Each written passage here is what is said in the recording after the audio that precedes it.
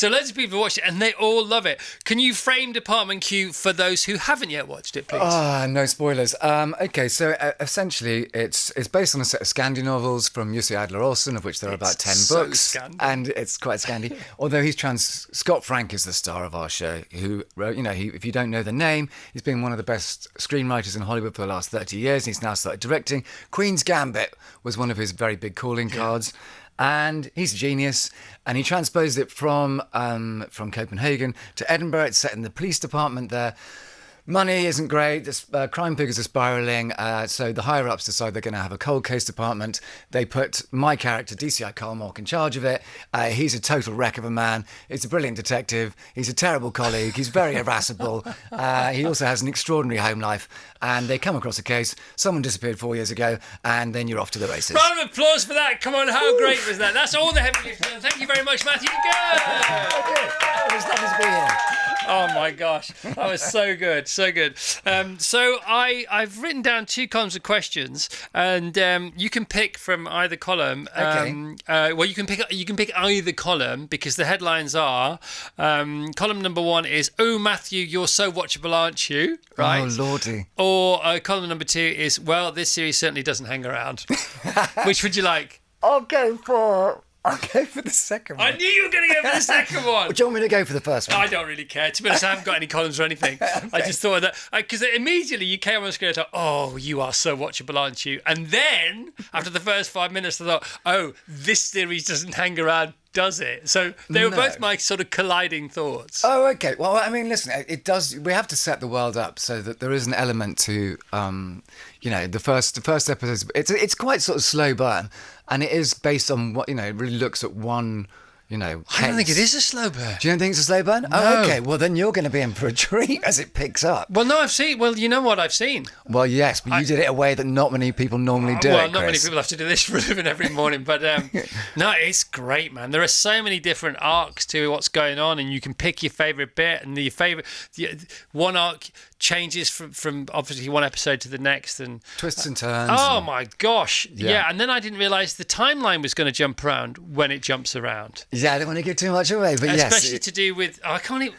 It's just one got of those also ones. brilliant. It's packed full of the writing's really nuanced and fantastic, but it's packed full of incredible actors. Like it's probably one of my favourite ensembles that I've ever worked with. And you've worked in some ensembles. And I've worked in a few good ones, but this was just a joy. And we've got lots of amazing female characters as well, which tends to be in these sorts of things that it doesn't necessarily occur like that, and they become tropes. Yeah. Not in our story, my friend. It's fearless as well. 7 months together as a gang show. Yeah. 7 months filmed together. Where did you go? What did you see? Where did you hang out? It was we were in Edinburgh. So, and embarrassingly, I never went to the Edinburgh Festival because I always had to work to get beer money for university and stuff. So it's the first time at the age of 46 that I'd ever even been into the centre of Edinburgh, because I normally go to parts that have golf courses after I get out of Edinburgh airport. So so it was gorgeous. I stayed above a fishing tackle shop on Hay Street, and just near Stockbridge, and it was a beautiful place to live, and mostly just working. I was quite lonely. Did you make friends with the tackle owner? I did at one point. Did you go fishing? I got asked to go fishing with my mate Ben Gorman, who's another actor, and I just popped downstairs, picked up rod and reel, and were you flying or were you floating? Flying.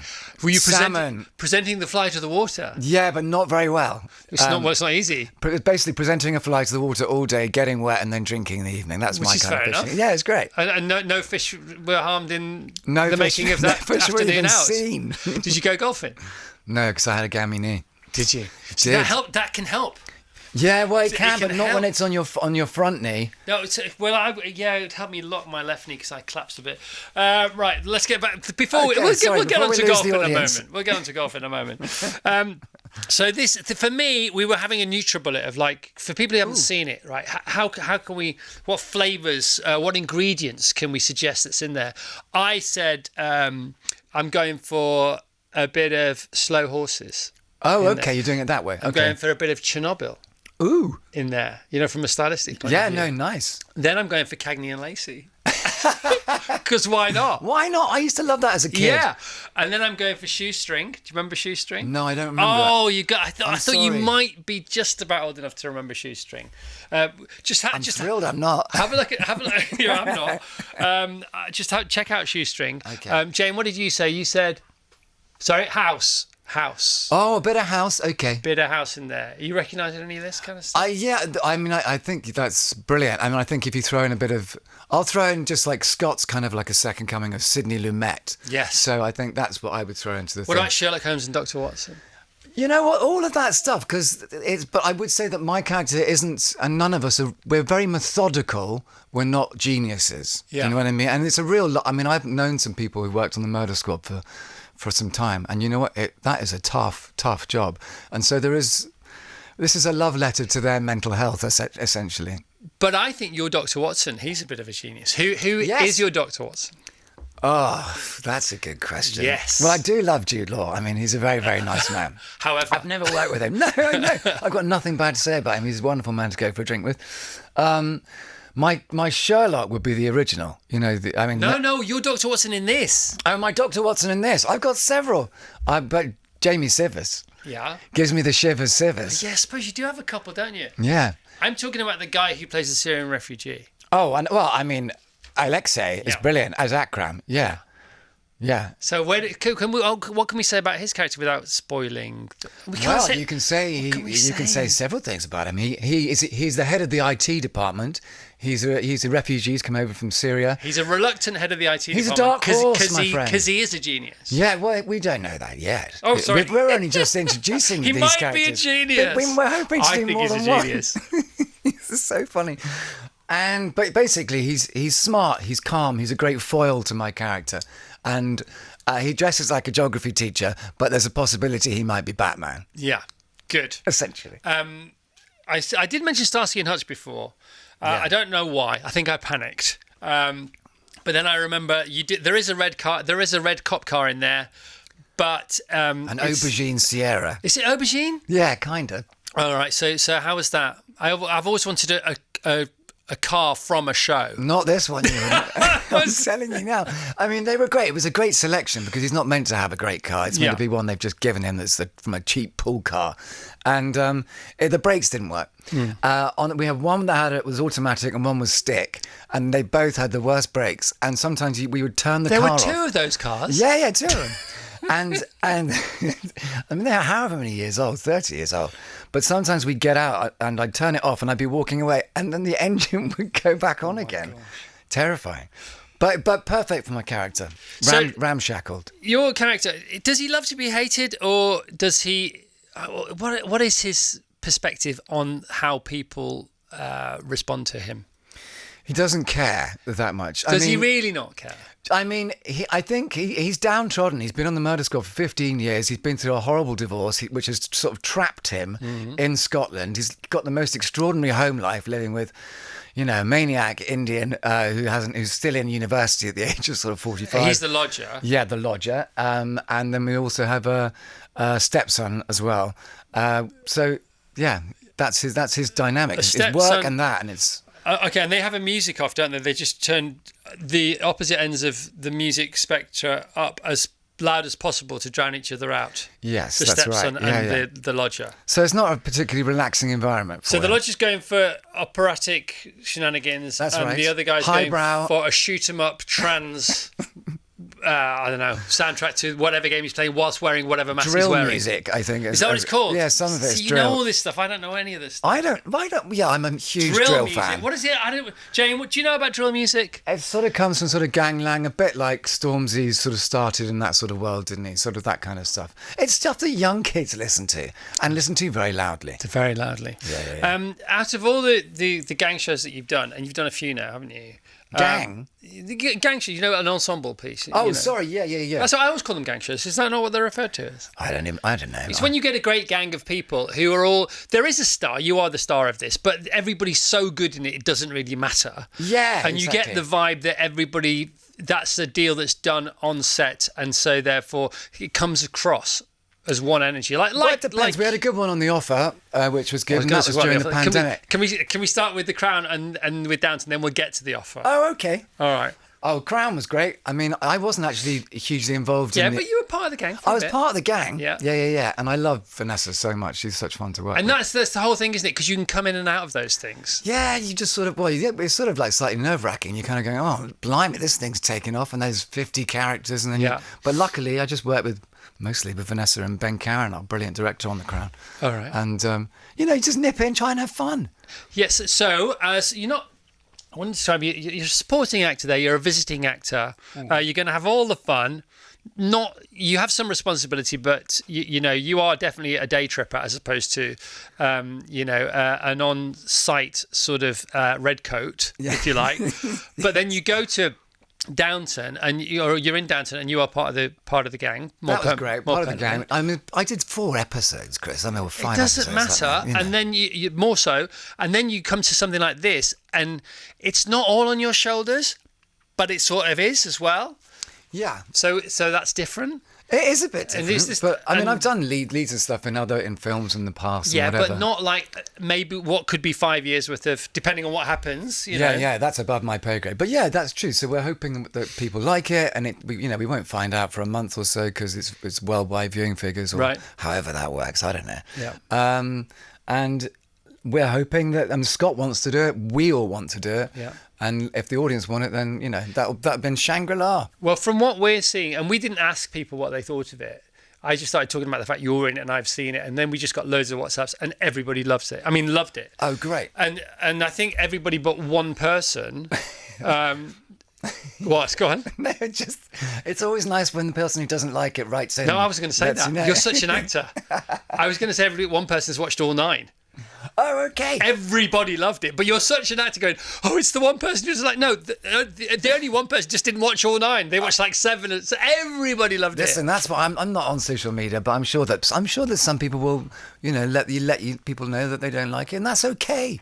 Well, we haven't had any of that. Okay. Honestly, people, not only do they like it, but they watched all 9 at the weekend. That's a lot. That's amazing. Yeah, that's amazing. I thought there were 10, but apparently the last one's some kind of weird post-trailer. But the people have already seen it, so anyway. Well, can I say a quick thank you? That's really great that people... You can say a slow thank you, because here comes some more as we speak. These are still warm. Mike and Peter, all the actors are fantastic. Department Q is brilliant. Dept's Q is how you find it on Netflix. I think it's number 1 at the moment. It comes up straight away. Okay. Look at you hiding behind your hands because you don't hear these. Francine Belfast, she said, to be honest, Chris, it was not for me. I hated it. No, wrong. I'm joking. Absolutely loved Department Q. Binged it all over the weekend. See what I'm saying? Pete says, I've almost watched it all. Department Q is amazing. Do you get a sense of something working and not working when you're working on it? I think a little bit. Yeah. I mean, sometimes it's a director's medium. So sometimes it just doesn't quite come together. I mean, it's quite... Listen, it's not. We're not medics in Gaza. We're not saving lives. So let's keep it to a certain level of conversation. But we take everything very seriously. But sometimes it just doesn't come together as a film or a TV series, and it doesn't quite reach the heady heights. Because if it did, we'd all be sinking our money into the motion picture industry. Yeah. Because it's a guaranteed success. But you just try to have as good a time as you can. Try to make your director happy. Why are you smiling at me? Because I love you. It's true. But you try and make your director happy, and then you've got to move on. If you keep looking back, you're just going to trip over your own vain shadow. You know what I mean? Yeah. Now, if people haven't seen you for a while and fall in love with you again on this, or for the first time via this, then they're going to go and they're going to look for more good gold. GOODE gold, and they're going to come up with The Offer. Because a lot of people don't know about The Offer. They haven't seen The Offer. The Offer is off the chain. Can you explain what The Offer is, and then can you tell me how much fun it was making it? And please, if it wasn't fun, just lie, because it looks like it might have been the most fun ever. I mean, for me, it was amazing. So The Offer was a sort of 10-part television series about the difficulties, the trials and tribulations of making The Godfather. And and it was all set up, and I got this call very late on. This is a true story. Yeah, it's the true story of how to make it. And Al Ruddy, who was the sole producer on the thing, who had said, every day of making The Godfather was the worst day of my life. Every day, every single day. It's unbelievable. And so it's set up on Paramount. And when it came out, I don't think a lot of people had the channel over here, so some people may not have seen it. I don't know whether it's spread or not. But for me, It was ridiculous. I mean, I got the call 2 weeks before they started saying someone's dropped out. I won't say who. Can you play Bob Evans? And I was like, what? Right. I don't know. I don't know if I can do that. And then eventually, my wife and a few people went, "You're gonna do it." And so I went over there. Why did you have any trepidation about it? Because I'm a scared. I'm Scaredy cat. Yeah, scaredy cat occasionally. All right, so for people who don't know, Bob Evans was... Bob Evans was, he was one of the most extraordinary producers in Hollywood history, essentially. And he produced that movie, and at the time he was producing about 9 other movies. He was the head of the studio, head of Paramount. Big glasses, very gregarious, hilarious, and that's who I played. So there's a movie about Bob Evans. Is it called The Boy in the Picture? The Kid Stays in the Picture. The Kid Stays in the Picture, which is also a great It's film. one of the best docos ever. Yeah. Yeah. And this all reminds me of last weekend, which is our new favourite show. Tash and I are watching the new Seth Rogen show. Oh, the I know the one. I haven't. The Studio. Yeah, The Studio. You've not seen it? No. Oh my God, it's so good. Do you love it? Look at your face. Awesome. Okay. What have people said anything to you about it? No, Oh my gosh, Matthew. Okay, well, Matthew, I don't see anyone. Who do I talk to? Look at your hair's coming up. Because it's about your business. Okay. You will have experienced some of the stuff Will going it on. depress me? No, not at all. Enthrall me. It's extraordinary. Okay. So it has like a super guest star every week. Okay. So, and it's about a Hollywood head. So it's about Bob Evans, but it's about Bob Evans now. Okay. It's not necessarily about Bob. No, I've heard the premise. I just haven't got around to watching it. Have you heard who's in it? No, I mean Seth Rogen. Yeah. So Seth Rogen, he plays the new head of a studio. Catherine Hahn's in it. Yeah. She's gorgeous. And they talk about... As an actress, darling, just in case you listen. And they talk about who would be who's the greatest director of all time, would you say? Nowadays. Nowadays, Scorsese's Spielberg's got to be up there, isn't he? Yes, so Spielberg / Scorsese. Okay, right? yeah. So they talk about Martin Scorsese. So guess who plays Martin Scorsese? Do they get Scorsese in? Of course they do! Well, I haven't seen it. Amazing. Good. And every week there's like this superstar cameo. Oh, so they're in on the gag. That's quite nice. Yeah, and it's all about the movie industry. All right, well, I'll get... Wait, what day is it today? Wednesday. Okay, Yeah. I've got nothing to do. I'll start at the Savo. All right, so we got Department Q to Yep. get people back to your party. Then we've got The Offer. Yep. Then we got The Studio. And then after that, people are going to have to make their own fun. I've been watching Simon Reeve's Scandinavia, which I really enjoyed it. Yeah. Yeah, I'm that guy now. You look a bit like Simon Reeves, actually. Have you ever met him? I haven't. I think we get on remarkably He's been on the well. show a couple of times. He's on a tour. He does the one... Is he a nice man? He's a very nice man. He seems He's like very it. entertaining. He's a very good storyteller. I bet. Yeah. Yeah, no. So that's kind of my... And I watched last night the music of... There's a thing on... I'm not plugging it, but Disney... ahead. The music of John Williams. That's gorgeous little doco. Hour and 40. All of that. Yeah. Helen says Department Q is one of those dramas you keep thinking about when you're not watching it, which is why it's being binged. Excellent work, everybody. Nice. Nice one, Helen. Shirley from West Sussex, you have to watch it. I've watched it. He's in it. Have you watched it all? Yeah. No, you haven't. No, I have. You have not. I can tell by your face. I saw it a while ago. So I haven't seen the full bells and whistles version. Right, it's very good. And I won't watch it anymore. You saw a rough cut. Yeah. Is what they call it. An assembly. Okay, is that what they call it? Assembly? Yeah, I think so. All right, okay, you've taught me that. Do you know what rap means? It's a rap? Yeah, wine, reel and print. Oh, he knows! Yeah. Tom Hanks didn't know. What are you talking? Tom Hanks didn't know. He didn't know what... He said, well, it means the end of the scene. I said, but do you know what it means? He went, and he didn't know. He didn't know? No, okay, well, I mean... In fact, you might be the only actor He can be forgiven anything. Yeah. Binged it all. It's just brilliant, scary, uncomfortable, and funny. Yes, The geography teacher is something else. Brilliant. M says, Department Q is amazing, and thank you for representing the trauma of being a cop so well. From M. E.M. I suspect M might be a cop or know a cop. Tell us about the responsibility of that. Tell us about the research of that. Tell us about your friends who are cops and what you learnt from them. Well, I used to have a driver. I mean, obviously, like you have to, when you're sort of getting into something like this, which is quite heavy and quite dark, and remembering and it's funny fiction. Yeah. How did they do that, by the way? It's it's the balance of Scott Frank and his beautiful words. Sorry, carry on. I used to have a driver who worked in the murder squad, and he told me a lot of stories, such as, for example, one of his first days on the job, he turned up at a house and he said, and the curtains were closed, and I had to get in there. And as he got closer, he was like, "Well, those aren't curtains, those are flies." And they had to knock a hole in the window. And the first thing he did when he went in the window, because it's very dark, was stick his foot into the body that was dead on the other side. So that was just one of the things that he told me. So, and he told it with a lot of humour, but there was I picked up a lot from him, or the memories of having talked to him. Just the atmosphere, just I don't know.